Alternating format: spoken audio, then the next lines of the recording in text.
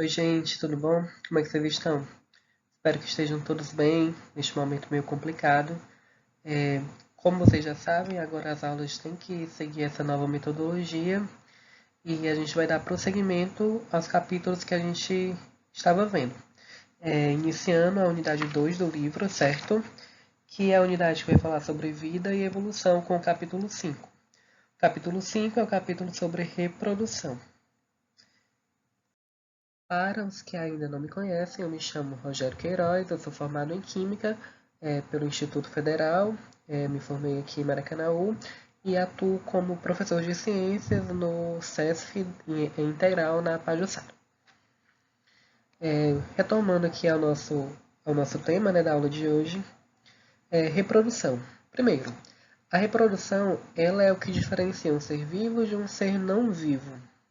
Então, para ser considerado ser vivo, tem que ter como uma de suas características principais o fato de se reproduzir, certo?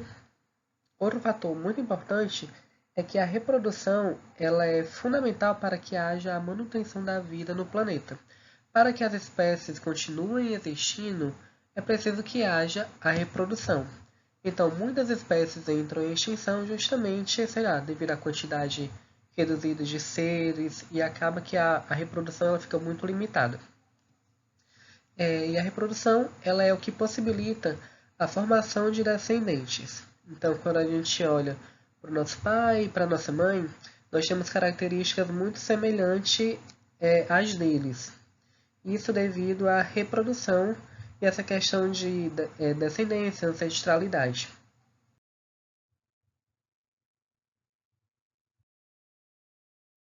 Quando a gente está tratando de reprodução, existem dois tipos que a gente vai estudar. Inicialmente, a gente vai tratar sobre a reprodução assexuada e nos vídeos futuros, né, nas aulas futuras, a gente vai tratar da reprodução sexuada. A gente pode dizer que a reprodução assexuada é uma modalidade mais simples, certo? Enquanto que a sexuada ela vai ter umas complexidades um pouco maiores. Na reprodução assexuada, não existe troca de material genético.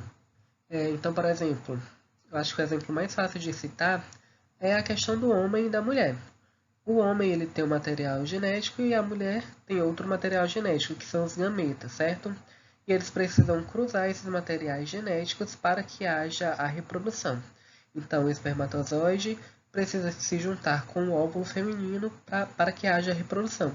Isso seria a reprodução sexuada. Já na assexuada, não precisa que haja essa junção, certo? Como já foi falado, a reprodução sexuada é aquele tipo que não há necessidade da união de material genético de dois indivíduos, ou seja, com apenas um ser é possível que a reprodução ocorra normalmente. Ela ocorre através da mitose. Aí aqui a gente tem que parar um pouquinho para entender o que é a mitose. A mitose ela é um tipo de divisão celular. Nesse tipo de divisão, eu tenho uma célula que vai se dividir em duas e as duas vão ser como cópias daquela primeira, certo? Nesse tipo de reprodução, eu vou ter um único progenitor que vai gerar seres iguais a si. Aqui a gente tem na imagem, certo?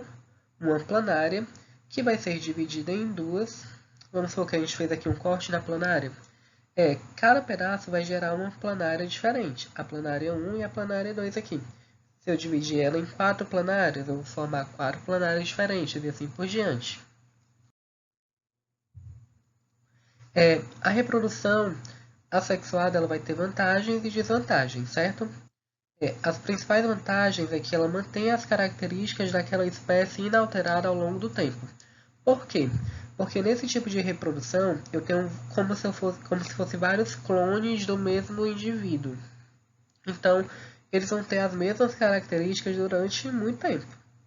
E ele é um processo rápido e permite a formação de um grande número de indivíduos, diferentemente da reprodução sexuada, em que, sei lá, uma mulher, né, que é um ser mamífero, vai demorar 9 meses para dar à luz a um bebê. Nesse tipo aqui de reprodução, eu tenho uma bactéria, por exemplo, que ela vai se dividir e ela pode formar uma quantidade imensa de outras bactérias em um período de curto muito pequeno. Quais são as desvantagens? Bom, a principal desvantagem é que essas cópias elas não têm uma variabilidade genética. Esse termo ele é o que costuma mais cair em questões de vestibular, de Enem. Então, acredito que até nas questões do livro vocês vão ver bastante variabilidade genética. Então, na reprodução assexuada não ocorre essa variabilidade. Por quê? Porque como são cópias, né, elas vão possuir o mesmo material genético. Dando continuidade, a gente vai responder a uma questão. Sobre a reprodução assexuada, marque a alternativa incorreta. Item A. A reprodução assexuada não envolve gametas. Bom, a gente acabou de ver que isso é um item correto, certo? E ele quer saber o item incorreto. Na reprodução sexuada é que vai ocorrer a necessidade de gametas. Item B. Bactérias reproduzem-se por reprodução assexuada. Eu também acabei de falar no slide anterior que as bactérias se reproduzem através desse tipo de reprodução. C. Alguns animais podem reproduzir-se assexualmente. A gente vai ver mais para frente que sim, isso é possível. D. A reprodução assexuada aumenta a variabilidade genética. É aqui que a gente chega no ponto, né? Esse item ele é incorreto. Por quê? Porque a reprodução assexuada não aumenta de forma alguma a variabilidade genética. Então, o item incorreto é o item D. E o item E, só para a gente fechar, a partenogênese é um exemplo de reprodução assexuada. Então, aqui já são cenas dos próximos slides, tá? A gente vai acompanhar também. Nesse slide, quais são os tipos de reprodução assexuada que vamos estudar durante o capítulo e durante esta aula? Então, a gente tem a divisão binária, o brotamento, a fragmentação, esporulação, partenogênese e a divisão múltipla. Iniciando com a divisão binária, que ela também é conhecida como bipartição.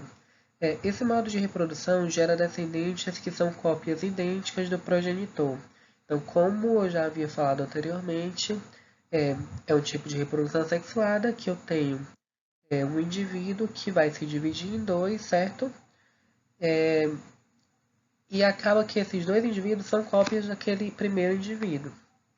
Esse tipo de reprodução ocorre com seres unicelulares.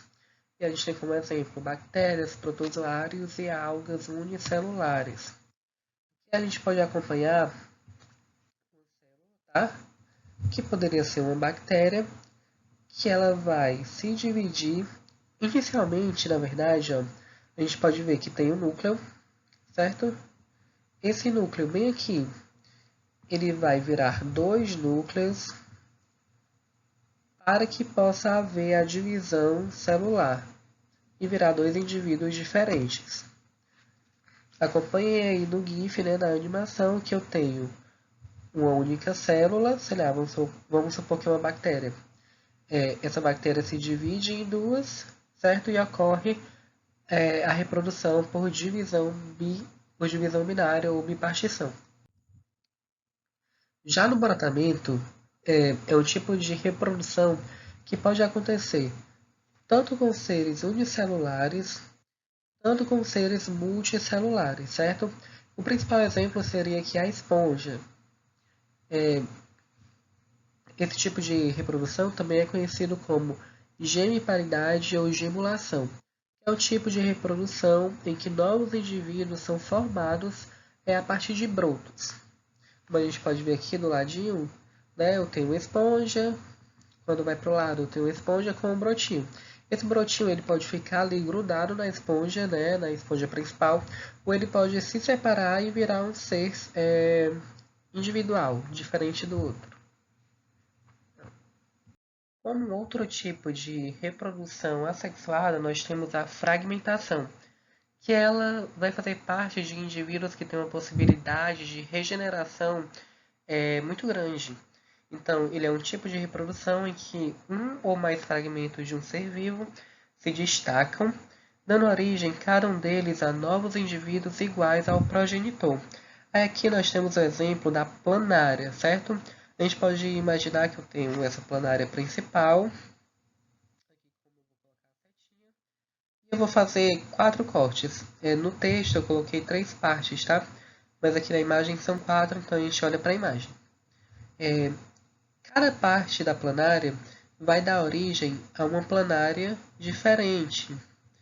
Ou seja, essa planária principal inicial, ela conseguiu se dividir e formar 4 outros seres, iguais ao que era o inicial, cópias do ser inicial, certo? Antes da gente continuar, eu queria dar uma dica para tentar facilitar a forma que vocês vão acompanhar essas aulas, certo? Então, ao invés de só assistir e acompanhar aqui o que eu estou falando, abra um caderno bonitinho, como se a gente estivesse na sala de aula normal. Vocês vão anotar as principais coisas que eu estou falando e o que está escrito no slide.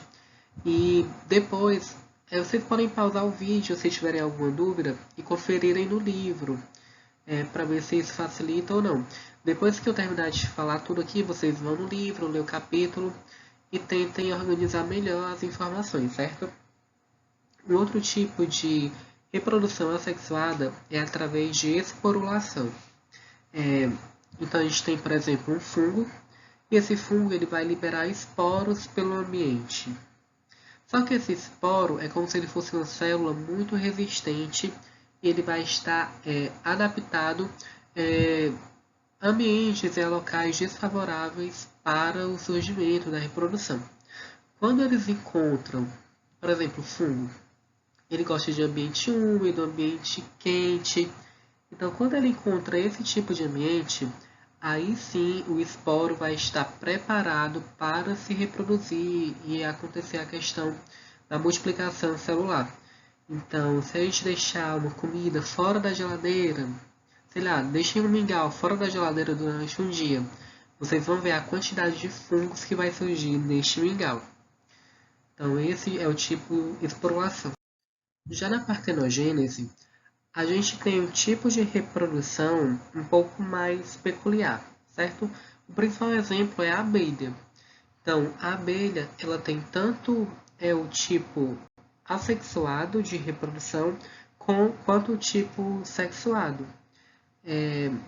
Então, aqui, a partenogênese ela é a formação de um novo ser vivo a partir de um óvulo que não foi fecundado. Então, ou seja, a abelha rainha ela vai liberar os óvulos, certo? O óvulo da abelha que for fecundado vai ser por um processo de reprodução sexuada e vai dar origem a um determinado tipo de ser, que a gente vai ver daqui a pouco. Já o óvulo que não foi fecundado, ele mesmo assim vai dar origem ao novo ser, certo? E como principal exemplo a gente tem abelha, vespa, formigas, ou seja, insetos, né? Alguns peixes, alguns anfíbios e alguns répteis também. Como eu tinha dito, eu tenho aqui a abelha rainha, que ela vai liberar o óvulo, bem? A abelha rainha aqui, e ela vai liberar. A setinha não ficou boa. A abelha rainha ela vai liberar esse óvulo. Se o óvulo for fecundado, ela vai dar origem a uma abelha operária ou a outra abelha rainha. Se esse óvulo não for fecundado, ela vai dar origem a um zangão, certo?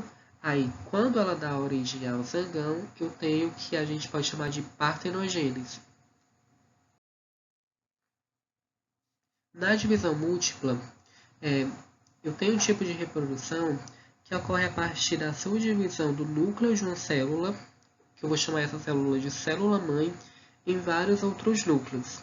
Então, eu vou ter esta célula que tem um único núcleo, e esse núcleo ele vai se subdividir em vários núcleos que vão ficar ali no citoplasma, todos eles nadando no citoplasma por algum tempo. Depois esse citoplasma, a membrana plasmática da célula vai se romper e vai formar várias outras células, como a gente vai ver aqui agora através da imagem. Eu tenho aqui célula bonitinha e tem um único núcleo. Agora eu já tenho uma célula com vários núcleos. vou separar e eu vou ter a formação de várias células. E como exemplos eu tenho protozoários, como a ameba, né, que é o principal representante desse tipo de reprodução. A gente vai ver uma questão mais para frente, e a gente vai ver que a ameba ela pode se reproduzir através da divisão múltipla ou através da bipartição, que é a divisão binária. Então, por hoje, né, por essa aula, é isso. No próximo vídeo, a gente vai acompanhar algumas atividades que vão ajudar a gente a fixar o que foi trabalhado aqui nessa aula, nesses slides, certo? Espero que a gente consiga desenvolver um trabalho através dessa nova metodologia, que seja tranquilo e que a gente consiga melhorar ao longo do tempo. E também espero que a gente consiga voltar logo para a sala de aula, para o nosso contato diário. Abraço!